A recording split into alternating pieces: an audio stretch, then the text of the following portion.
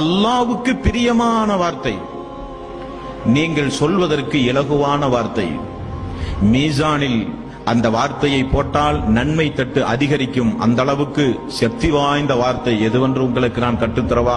ரசூல் ஸல்லல்லாஹு அலைஹி வஸல்லம் அவர்கள் சொன்னார். நன்மையும் தீமையும் எடை போடுகிற அந்த மீசானுடைய தராசுல தான் மனிதனுக்கு பதட்டம் ஜாஸ்தியா இருக்கும். ஃபமை யாமல் மிஸ்கால தர்ரத்தின் ஹைரன் யரா வமை யாமல் மிஸ்கால தர்ரத்தின் ஷர்ரன் யரா. கடையில போய் ஒரு பொருள் வாங்கும்போது எப்படி தராசை கரெக்டா பார்த்து வாங்குறோமோ அதே போல நன்மையும் தீமையும் அல்லாஹ் மறுமை நாளில் எடை போடும் பொழுது ஒரு மனிதனுக்கு பதட்டம் ஜாஸ்தியா இருக்கும்.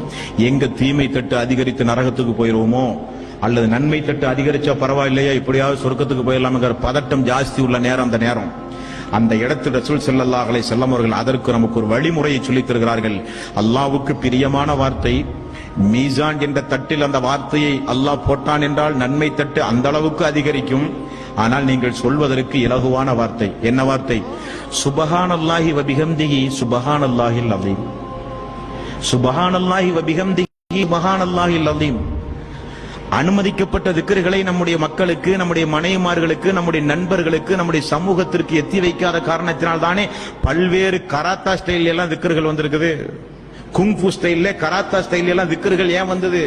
அல்லாஹ்வுடைய தூதர் காண்பித்து தராத திக்ருகள், ஸலவாத்துகள் எல்லாம் இஸ்லாமிய சமூகத்தில் எப்படி ஊறு விடுச்சு? ரசூல் ஸல்லல்லாஹு அலைஹி வஸல்லம் அவர்கள் சொன்ன திக்ருகள், ஸலவாத்துகள் மனித சமூகத்தில் மறக்கடிக்க போச்சு, நினைவுறுத்தப்படல, நாமளும் சொல்லல, சொல்லி கொடுக்கவும் இல்லை. ஆகவேதான் ரசூல் ஸல்லல்லாஹு அலைஹி வஸல்லம் அவர்கள் சொன்னார்கள், சுபஹானல்லாஹி வ பிஹம்திஹி சுபஹானல்லாஹில் அலீம். இந்த வார்த்தையை சொன்னா அல்லாஹ் சந்தோஷம் அடைவானாம். மீசானில் இந்த வார்த்தையை போட்டால் நன்மை தட்டு அதிகரிக்குமாம்.